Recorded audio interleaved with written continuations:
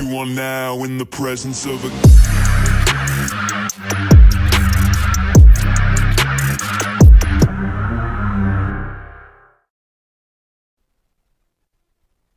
What's up, tribe? What's going on? Man, the King's DNA podcast is here. We have already wrapped up about 3 episodes altogether, and I have stuff booked down the road. All of this is for us. It doesn't matter what race you are, where you come from. Everything that we all experience in life is right here, and we'll be able to talk about it. We'll be able to address it. This is a very, very, very safe place, trust me. And I made sure of that. I have moderators to be sure that none of us are heckled, none of us are disrespected, and that we can be a very solution based podcast. This is for us, the community. And the community is just not where we live at, it's just the people that we come into contact with. It's the people who are like minded or not in some cases. But we're here to be able to provide resources for all of us. I have guests who are therapists, who are nutritionists, who are in just different industries who can offer a very solid and a very clear perspective on certain things that happen in life that we all experience. A lot of times we can look on Netflix and we see all these movies and they'll have a category of romance.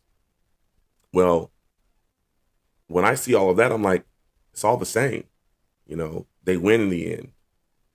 But it's always everything in the middle that makes the story different. The outcome could be the same, but you could get caught up with the things that are embedded in that story. And one love story might hit home to you more than the last one or more than the next one. And that's when you say, you know what, that was my favorite love story of all time. For me, it's Love Jones. I love that movie, you know. And so that's what we'll be dealing with this podcast. It's like sometimes people have opinions or perspectives. It doesn't necessarily mean that someone is right or wrong, but you might be able to take something out of that and apply it to your life to improve. Now, let me get to the foundation of King's DNA. The way I view things is we all have a place in life. I'm a king. You might be a queen. We have our prince and princesses. However you want to look at it, there's an order. But the most important thing is, what do we do with our strands of DNA? Really is simple to me. It is what we can pour into people we come into contact with. But most importantly is our children, because that's where it starts. And if we want to change the culture, we have to be able to be effective in their lives first. I cannot see it any other way. And I feel like you would agree there.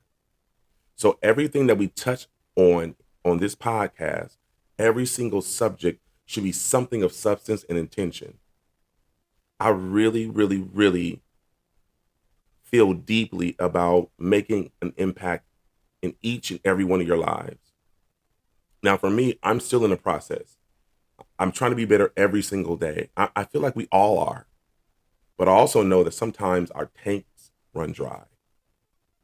The 9 to 5, the traffic, the kids' extracurricular activities. I mean, I can go down the line. But we have to have a place that we can go to be filled. And I want to be able to fill up your tank so that you can fill up those tanks around you and still have some left over for yourself. And that's what it's designed to do here. One other thing before I jump into my first story that I want to leave you guys with before we end this first episode. And this will be probably the shortest of all of them. I just felt like I wanted to just introduce this project to you guys. One of the most important things for me here is how we interact and respect each other. And I touched on it a little earlier, but it's extremely important. I don't want any toxic strands of DNA here. We can't have it. I know people will say some things that might hit home or that might be triggering or whatever the outcome or whatever the effect. But I expect each and every one of us to take a deep breath, take a step back, give it some thought, and then address a comment or address someone's reaction to something that someone here says. You might want to be in defense of them. All of those things are fine. But I know that because our platforms have grown to this, we can be effective. I know we can. And I know we can be better. And we will be better. Now, I'll get into my first story. And I thought a lot about this because I really wanted to make it personal. So I'll start with the loss of my mother. My mother, her name was Renee. And I feel like nothing I say will be good enough because she was just that type of woman, especially as I grew as a man and I was able to look back on moments and conversations or just contact. You know what I mean? Like just sitting on a couch and laying on my head on her shoulder or something like that. It all had an impact. I feel like the conversations though were more impactful for me because I never forgot any of them. And anybody that knows me knows that sometimes my memory could be a little shady, but I remember every conversation. And now that I'm older, when I look back on those conversations, I'm like, man, she was onto something. She was sewing into me so much. And that was the only thing that I feel that has helped me grow to the man I am today. Now, I will say this, my dad is amazing. And I have so many things from him, even though he wasn't as vocal. The man instilled so much in me. He was the example. I could look at him and like patience. I don't know anyone more patient than him. But I am extremely patient and I know where I got that from. These are the things that I talk about when I say the DNA and pouring and sowing. We only want to give our kids the good stuff. It's already bad enough. The negative things will come from outside the home, but the last thing that we want is for us to have those negative things in the home and it affects them. Like we don't want to give them that virus. We just don't. But we also don't want to act like the world is perfect. So conversations have to be had, and that's what my mom did. So my mom, and I'm sorry, you have to forgive me because it is hard to talk about. Because I miss that woman. Sometimes I pick up my phone without even thinking about it, and now I actually catch myself a lot sooner. But there were times when I was actually going into the phone to pull up her number. I actually still remember her number by heart. Um, but she here's some key things that she gave me in life. I never knew a woman stronger than her. So driven. She opened up businesses. She ran them, and she was the hardest worker in those businesses. She was a hairstylist. And I just saw that how hard she worked for us to provide for us. The times when we didn't have a place to live and we had to go and sleep in a very small room in the back of her business. Unfortunately, it was roach infested like crazy. Those stories are for another time. But it was still how they loved us and how they cared for us and made sure that we had at least the bare minimum, at least what we needed for school, whether it be clothes, whether it be you know, school supplies or just transportation. They made sure that we had what we needed. So those things in life were very humbling.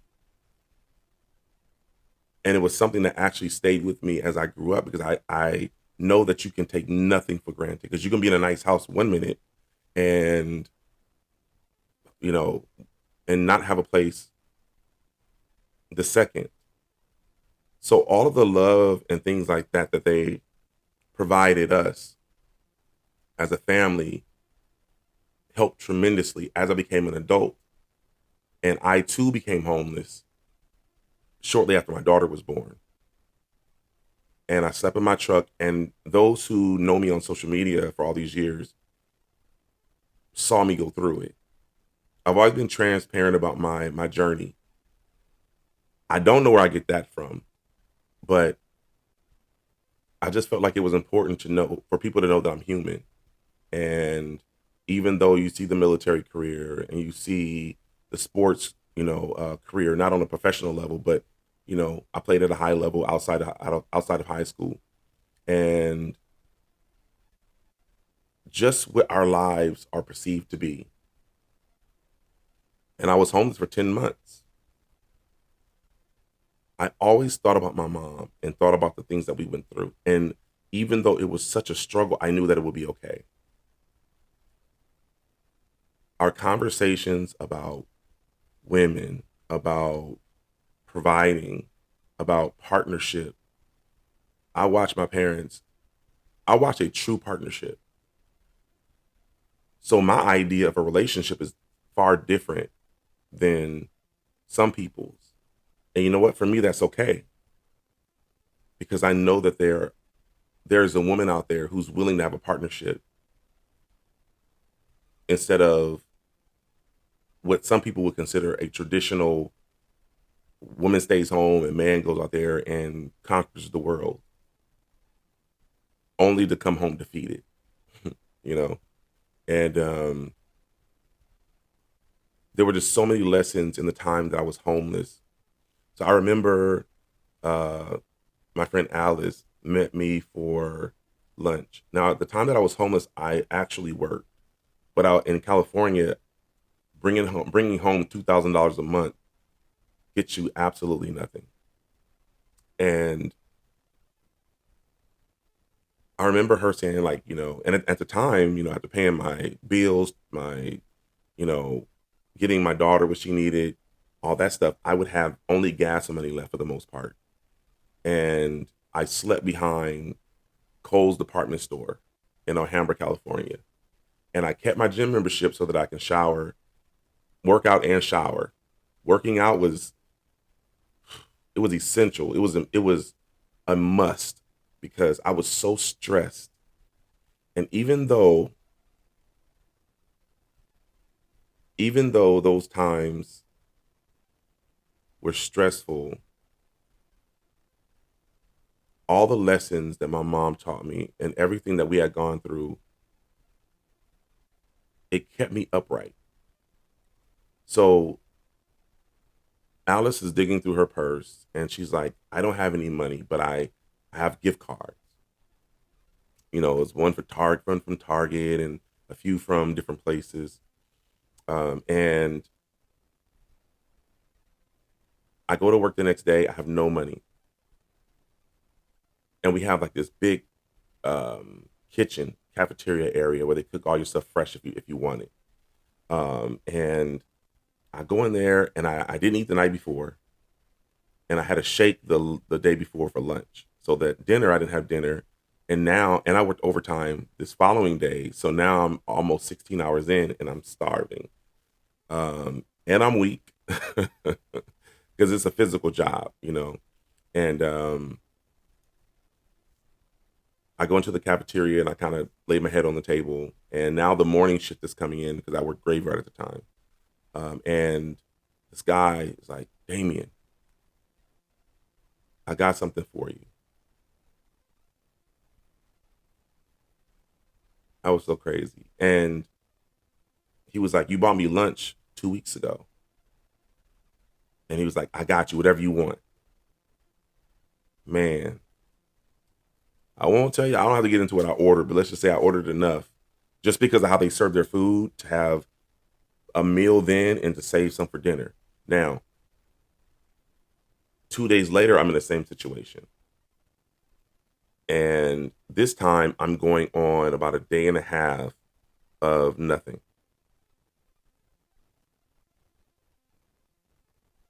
I remembered that Alice had given me some debit cards or some gift cards.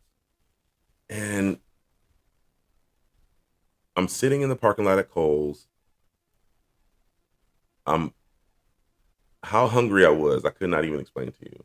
But I was exhausted. All the physical labor with nothing on your stomach was really, really tough. And now I was going on a day and a half at this point.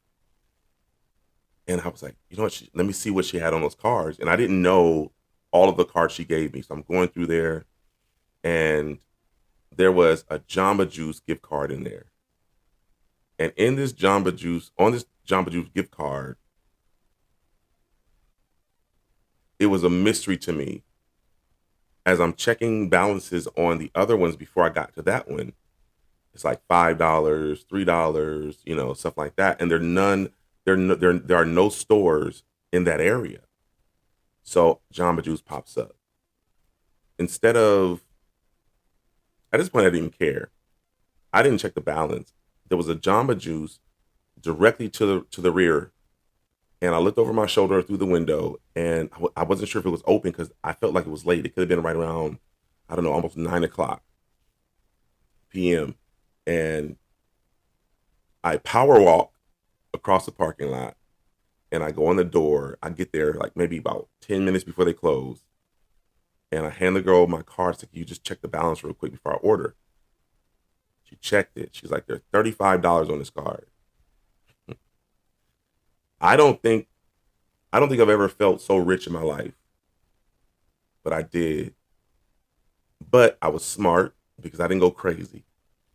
I also didn't know at the time that they served little personal pizzas. So I ordered a pepperoni pizza, and I got like a large smoothie. I feasted when I got back to my truck. I was so excited because I knew I had at least 3 or 4 meals on that thing, or at least, you know, 3 meals and a smoothie, combined. And, that pulled me through for that week. But I have so many moments like that where, because I'd gone through it as a kid, it wasn't new to me entirely, but I was able to overcome it because I knew that it wasn't the end of the world. Now, Brooklyn's only a baby, and at the time, me and her mom, we weren't on good terms. So I was afraid to let her know I didn't have a place to stay, so I never told her. I just didn't want to lose my baby. That was extremely important to me. I didn't want to have to go to court and say I don't have a place to stay. So the way it was arranged, luckily at the time, was I had her every other weekend, and I had her 2 days a week after work. But I always had to take her back to her mom's house. I didn't fight that, obviously, because I didn't have a place to live. So it just worked out. So there were times where I would actually, like, just like, if at the time my weekend started on a Saturday. So I would, on a Friday after work, I would just drive to her, close to her mom's house in Compton, California, and I would just park on the street and sleep. I would try to find the safest place I could find, and I would sleep there so that I was close to her. Now, the money that I said earlier that I had was for gas. So there were so many times I had to choose between eating and gas, and I chose gas every time because I just could not miss an opportunity to spend time with my baby and hug her and kiss her and, like, just let her know that I'm her dad, even though, she was so tiny. But those were the stakes, and I had decisions to make. And I know so many weekends that we were going into that I was so hungry, but I couldn't wait to get my baby on a Saturday morning so that I can drive to my parents' house that lives an hour and a half away, so that we could stay at the house. Now, a lot of people might say, well, why didn't you stay with them? Or gas. I was driving a Chevy Tahoe, and gas was like it was. I would never have been able to pull that off. So I had a decision to make. I talked to my parents about it, and they understood why I couldn't stay there. But their home was open to us on the weekends I had her, so we had a chance to sleep in the bed, especially me. We had food, laughter, and just family support. You know, and because of my mom and my dad, I believe I never lost sight of what could be. I never did. And going back to when I said I had a blog and I was kind of going down this journey. Um, I always had my mom to go to when I didn't feel confident or had low self esteem or um, I was struggling with anything, and she would always know the right words, and it wouldn't be a whole lot of words. She just knew what to tell me and how to tell me, and I haven't had that for the last 6+ years. So my life has been very different in that sense, and I've been having to find my own way. But over the last 3 months, with losing my job and then going on this journey that I'm taking with you, I've had people come into my life just out of nowhere and speak that power that my mom was speaking to me. And I've had some real moments here where I'm just floored because of what someone's telling me and the way they're telling me. It felt like my mom just went into them and said what she had to say, and that was it. I'm doing this for us. I'm doing this for my daughter. I'm doing it for your children. I'm doing it for the next generation. I'm doing it for our community. And I just want to honor my mom while doing it. So mom, thank you. Thank you. So I will end this episode here. I thank you for joining me. I will drop every Tuesday. I consider Thursdays, but I feel like because I'm dropping this on the 12th of September, 2023, I will stick to Tuesdays. I will drop them every Tuesday morning at 8 a.m. Eastern Time. That means here on the West Coast, I'll be getting up very early for you.